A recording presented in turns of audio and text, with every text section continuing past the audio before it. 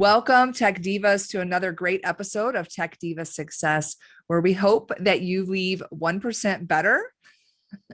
And that is almost guaranteed today because we are with Alicia Thorp. She is a mindset mentor, and what a great place to get 1% better. We underplay the importance of mindset. She is constantly guiding others to bravely step into their personal power. As well, she's a mother, a wife, a lover of coffee, so she wins many points in my book. She's a yoga instructor and has also been a part of 2 best-selling books all around women empowerment. So you can see her. She has a great social media presence as well, sharing her gifts with the world to help make them better from what she's learned, which is really what life is about. So thanks for coming on the show, Alicia. Oh, I'm so glad to be here. Thank you for that introduction as well. I'm excited to kind of dive in and really, like you said, help everyone get that 1% better, because why not have some empowerment right here, right? Yes, that's what it's about. It's so cool for me because I get to interview so many wonderful women and men alike like you that really offer these gifts to the world. So we're just happy to have you on the show. I found in talking with you so many things that we have in common. I think the love for mindset and the power of the mind is, again, something we want to talk about today. But before I get in your way, let's just let you kind of share some things with our audience. Absolutely. Yeah. So again, like you said, I am a mindset mentor and I absolutely do love coffee, which you can see definitely all over my social media, but that's just a small part of the many things that I love. But being in the mindset world has been really fun, and I help to guide professional women to really, gain clarity, rejuvenation, and live a really rich lifestyle. And through yoga is how I get to do that, and interconnection, and just really embodying the mindset instead of just always thinking about the mindset. It's really being present from the heart center and allowing that to guide others to really change and transition and transform any piece of their life if they feel like that's what they need to do. Sometimes for the geek in us, we struggle to wrap our heads around this fluffy, sometimes they'll call it woo-woo, these woo-woo principles. So can you help connect the dots between the tangible side of mindset versus this theoretical side, just to give some help to our tech divas? Yeah, I mean, it's really important to balance out what you're actually doing in your life and being present in what you're doing in your life. So a lot of time, like, we're busy moms, we kind of run on autopilot, and sometimes being busy is worn as like a badge of honor, and it shouldn't be. So when you're getting back to mindset, you're able to be more present and be more consciously aware of what it is you're actually doing. And as a mom, as busy professionals, you can kind of forget minute to minute what it is that's going on. So if you're being more present and you're being more aware, you're purposely creating your life. And that is exactly what I like to teach. And that is exactly why I'm just so passionate about talking about mindset, because you are living it. You're not just, like I said, saying affirmations or, thinking positive thoughts. That's part of it. And that's amazing. If that's where you are, then keep going. I'm not saying don't do it, but it's really feeling it and being able to be present in the mindset piece of it, and growing that way and living a life that's very conscious and very, purposeful for what you want to be living your life like. And it's, sometimes you can get overwhelmed, and sometimes you can get, frustrated, but just bringing it back to the present moment, it really kind of helps to guide you in the right direction. Great. Well, I'm eager to hear you speak more on this. So share some more about mindset for us. I feel like there's a lot of spots where you can find mindfulness and mindset and all of that in your, day to day. But a lot of things that we talk about is as creating alignment, and then releasing mindlessness, if that makes sense. So if you're creating alignment and you're living in an aligned state, it basically is you feeling good with everything you're doing. And we are told by society that, it's hard to be a mom, and it's hard to have a job, and it's hard to, run your own business. It's too hard. You're too busy. There's so much going on. You have to do everything and nurture everybody. And I think just, generationally, that's how we saw our parents grow up and our parents' parents, you know what I mean? So when you're trying to make that transition to live in alignment with what you actually want to do, bringing mindset back into that will help guide you to turn off the noise and come back to yourself and feel centered and grounded. And that's where mindlessness would come into play. Because sometimes you're just talking about things that don't make sense, and they don't feel good to you. And it's just, something that you've heard or something that you've read, or you're comparing yourself to somebody else. So having the idea of mindfulness in your day to day, it takes all that extra, I like to say, BS out of your mind, and really allows you to recenter, refocus, and come back into the present moment, living in alignment with where it is that you want to be going. And I mean, and with all of that, you're talking about massive change in your life. So you're releasing, stress headaches, and you're releasing anxiety, and you're starting to feel good about what you're doing. So you're starting to release guilt. And these are things that have all built up. But when you change and you transition, and you know that you're going to make that mindful choice to live life in alignment and turn off the noise, and just get rid of all the background nonsense that people have been telling you, then you'll start to feel physically better. Your mind will be better and more clear. And that's where you get the clarity and you feel rejuvenated. And then you dive into self-care. So, I mean, I could just keep going on forever with that too. So that's also something that we don't appreciate in our life, is self-care. And self-care is not selfish. How are we supposed to pour into other people if we don't pour into ourselves first? And that's a huge factor in, again, releasing all of other people's expectations. And it's a very important piece of, I think it should be your daily activities. I guess it would be an activity. And as parents, we want to show up, we want to be present, and we want to be able to take downtime for ourselves to rejuvenate our own minds and our own bodies, and just feel good in ourselves. And mindfulness plays a very important role in all of that. And then that interconnection piece comes in, and you feel worthy and you feel confident. So throughout all of that, like I said, you're releasing anxiety and doubt and stress, and you're increasing your confidence, you're increasing, your clarity. So you're actually being more productive, and you're not just having all the tabs open, like on a computer. You have everything open. You're like, where was I last? Oh, let's go back. And then you go and you try to figure out what you were doing. So when you do everything, you do nothing. That's how I like to look at it. If you have too many tabs open, you're not getting anything done, and you're not being productive. And then that just turns you back into that negative self-talk of, I can't get this done. I don't have time for that. I'm too busy. And it's just like a big cycle. And it's not necessary if you find the moment to realize, like, hey, this is too much. Let's take a step back. Let's find some mindfulness, and let's really dig deeper into where I need to be and how I can perform my best. And that's why I use yoga and spiritual connection, or spiritual yoga. I call it spiritual yoga because it's meditation as well. It's doing yoga practices that might not be 45-minute classes, because we have a full plate. And if you aren't going to manage what you already have, how are you going to allow somebody else to come in and say, hey, by the way, here's 2 hours of yoga, go sit and do nothing? Like, I just know, because I can't do that myself. I don't expect other, busy moms, other professional women to be able to do that either. So it's bringing that mindful awareness into the moments, and allowing you to get like those 5-minute, I would say, quick fixes, but they're lifelong.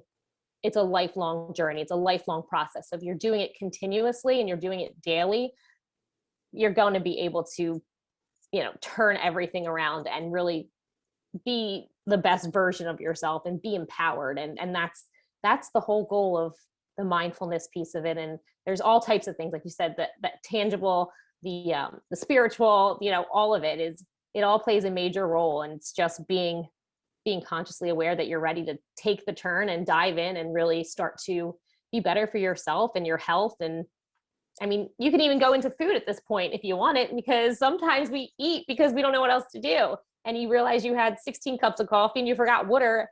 That's not good for you either. So I feel like we've all Yes. been there. Especially in a Zoom world, I think we neglect ourselves for eating something, feeding our metabolism, having a healthy snack that's nearby, near your desk.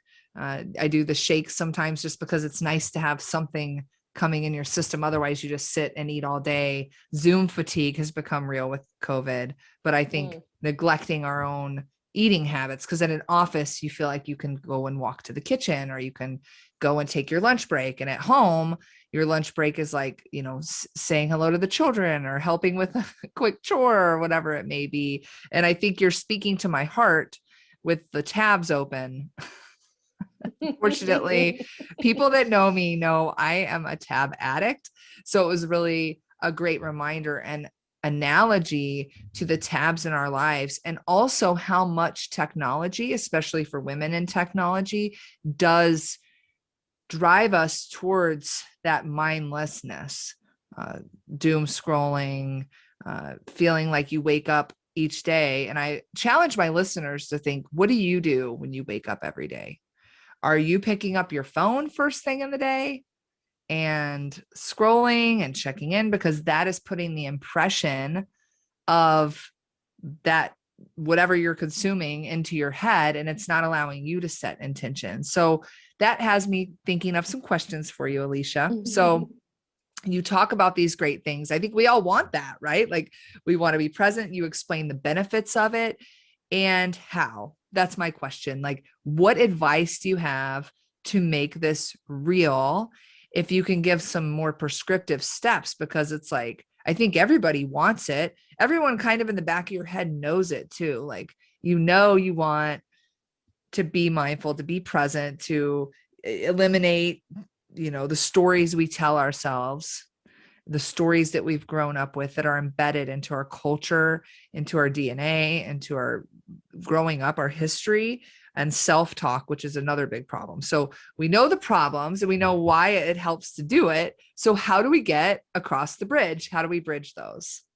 So I think you really touched on something super important when you mentioned like what you do when you wake up in the morning. Are you automatically like going onto your social media, or are you checking your emails? Because we live in that world where these red dots show up on our phone and you have to look at it. It's like, if you don't look at it, what are you missing?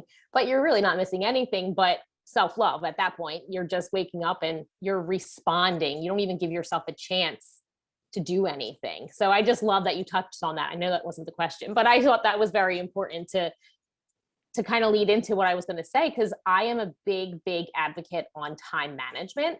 And that's the connection for me. And that's the space that a lot of people get stuck in, because they're already doing everything. Where are they going to find the time? How many times have you said that to yourself when you wanted to sign up for a class, if you were physically going or if you were doing something online?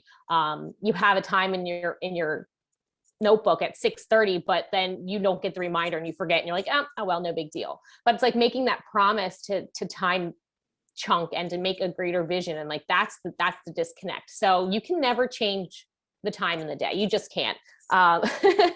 Time can't be managed, but you can manage your activities during the day in the sense of time. So when you're prioritizing, that's the piece that you need to, or anyone needs to realize, like, if this is important, where am I going to manage this activity so that I can, whatever the positive is. So say, you want to do something more because you're guilty. So you feel guilty for working too many hours. Well, where can you manage the time so that you can get your work done? Also hang out with the kids or your husband or your wife or whoever it is. Where can you do that? And sometimes you need to really get into the notebook and be like, okay, here are the hours I wake up. Where am I spending time on social media that I'm just scrolling? Where am I looking through a million different websites to figure out what I'm going to cook for dinner. Like there's just little things that you're doing throughout your day. That's, if you're adding it up, it could probably be an hour and a half of just sitting there doing nothing. So that's where you'll be able to manage your activities, because you're going to start noticing where you're wasting your time. And then you'll be able to realize how you can put the positive, the good things that you want in those chunks instead. So whether it's an extra hour that you want to get for yourself, or an extra hour that you want to spend with your children, or an extra hour that you feel like you need to like just, I don't know, take a nap. My God, when's the last time a mom can say, yeah, I'm going to take a nap for fun? Like no one does that. So, so whatever it is, when you're making the connection where you're messing up the time in the day for yourself because you're wasting it, that's where you can bring in all the good things that you want to do. Because we are busy in a way that we have full plates and we're loving everything we're doing, or we wouldn't do it. That's how I hope people live. But sometimes people are doing things just to get by. And again, are you wasting your precious moments looking for a new job? If you're that unhappy, maybe that's somewhere you can start scheduling it in and making it a priority. So if you're managing your activities, you're prioritizing your day, then you're creating the life that you love. You're living consciously, purposefully, and you're feeling good about it. And that's where people get confused, is they think that they need more hours. They don't. They just need to be more conscious of what they're doing with every minute and every time they pick up the phone, or they look at emails that aren't necessary, or they scroll and shop for things they don't need and they don't buy it anyway because you're just on Amazon or wherever you are looking at things. That has definitely happened. So it's just the reality of life, is managing the time and realizing how to do it, because you can't change the time. I have the same hours as you. We have the same hours as the most, the richest person in the world. We all have the same amount of hours in the day, but what are we doing to manage the activities during the time that we have in our day? And I feel like that's the connection right there. Yes, I have great hacks for that too. I agree with you. And it's something that when you change it, you see the acceleration of the change. I love what you said about a calendar. Absolutely. In fact, I was taken through an exercise through a training that I did where he builds the perfect calendar. So they say, okay, let's take your goals. And then let's say, all right, what do you need to do weekly? Or they start daily. What are you going to do each day? All right, 30 minutes, say you're doing the miracle morning or some type of yoga or breathing or meditation or taking a nice walk in the neighborhood or whatever you're doing. Set the 30 minutes, right? Set the hour, and then set your getting ready time, and then set getting kids to school, and then set it. Okay, what are you going to do weekly? Well, in order to reach my goals, I need to reach out to one new person a week. So you block it in your calendar. So it's this idea that you actually don't build your calendar simply with Alicia and I need to meet. We need to do a podcast this time. It's not just a reactive calendar, but you're building the perfect calendar for both things that you need to respond to, everyday things, and then you're putting in the other. And then you feel like, if I have extra time, then it is your free time to watch The Bachelor, or, do more yoga, or, dance in the rain or whatever. Oh my gosh. And then my second hack is an app on your phone that can track how much time you are spending in those applications. Mm-hmm. So that you can actually measure it. I think it's native actually on some of the iPhones, yep. But just look at what's available and see how much time are you spending on Facebook, and then take that amount of time and use it to block that into the calendar for improving yourself, for reading a book, for spending quality time with your family, for calling a friend that you're disconnected to. So I just wanted to share those hacks because I'm so passionately with you on how we spend our time. So I will, give it back to you to see what else you have for our tech divas. Yeah. And I think that when you're speaking of like the way you're scheduling things or putting things in your own calendar, it's not just, oh, hey, let me throw that in there. It's very purposeful. And that is the whole point of, the program that I have is called Rich Experience. So that's like the whole point of having a rich lifestyle and a rich experience in your life, because you're making it for you. And that is so lost and so overlooked. And like I said in the very beginning, people think busy is a badge of honor, and it shouldn't be. It should definitely just be, something that you might think about, but then be able to turn it around and be like, well, my life is filled, and it's filled with the way that it's filled with activities I want to do and the way that I want to live it. And it's just such an important, would it be what's a calendar?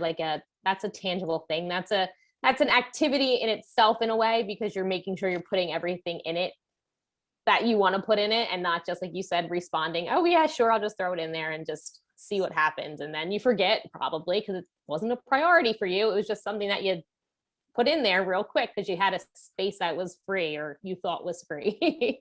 It's an analogy to life, because in life, you're either proactive or reactive. You're either getting by, running the mill of life, or you're being proactive in life. And I think it's the same with your calendar. It just happens to be a physical representation of things that you're proactively doing versus reactive. And that seems Right. to be a big part of mindset. Are there other aspects of mindset that we should talk about? I feel like, we could go on forever when it comes to mindset and different aspects, but something that I feel like is super important right now, just to kind of throw out there, is, again, embodying that mindset and feeling the change and using all of your senses when it comes to mindset. Because if you're just thinking it, it's still just one area. So when you change your thoughts, that's a good thing, because then you're changing your energy, you're changing the way that you're reacting to things. And that's huge. That's basically like what mindset that's how it should start. But when you're feeling good about what you're thinking and how you're reacting and what you're choosing to then put out there, it's a totally different experience, because you have the twofold from the inside out. It's like, my heart feels good, my gut feels good, my head feels good, I'm going to do the right thing. So when you're working with mindset, and you're all over, the social media, and you see these coaches and these great, courses or programs, really kind of dive into it and see where it can fit into your life. Is it something that you just need to hear and you just need people to be positive around you? Or is it something that you're ready to do for yourself and you're ready to embody it and embrace it and really go inside, and then go up to your head and then project out into your reality what it is that you're really trying to do? And that can get lost in the sauce every so often, because we want the shiny object. We don't want to miss out on anything. And if there's 4 friends that tell you about this one program, well, why wouldn't you do it? But does it feel good? Then again, you're going back into alignment, and you're going back into the noise of other people and what's, in your face, basically, on social media, or with your friends, or with coaches that are upselling you on everything under the sun. But does it feel good for you? So mindfulness plays a big role. When you're feeling good, then you can get into your head the right way, react the right way, be more conscious in your life. And just, if you're a mom, you're going to be a better mom. If you're, a better parent, if you're just no kids, or you have fur babies, you're going to be better for everybody. You could be better for your significant other, your family. It doesn't matter. You're going to show up better in your job, in your profession, because you're going to have clarity and you're going to feel good about it. And that's where a lot of people forget, like, I should feel good inside, not just up in my mind. Yeah, absolutely. And you touched on kind of the value of coaching. And it's interesting, if you take a sports player, the sports player has all these different people that are coaching them. They have like a head coach, they have maybe a specialist coach, they have maybe a physical therapist, they might have someone who teaches them strategy. And it's interesting with mindset, because oftentimes we go to an executive coach, for example, in a career, like a tech career. Well, I want to go to an executive coach who's going to teach me how to move up. And that is awesome. There are amazing allies and women out there that I've trained under. So I appreciate what they've done for my life. But I think it is what you said. It's a well-rounded approach depending on what you need. So if you're really good at stretching and you really do that, you may not have to work with your stretch coach in my athlete example. But what you're saying and what I'm hearing is that it is important to think about how much you need from mindset and who is out there who can give you that boost of reminders, tools, techniques, what can give you that rich experience so that you can thrive, because it takes a whole you to show up as your best self at work and in the home, like you're saying. So I just love thinking about it, not as there's never going to be a silver bullet. I love thinking about it as there's not going to be a silver bullet.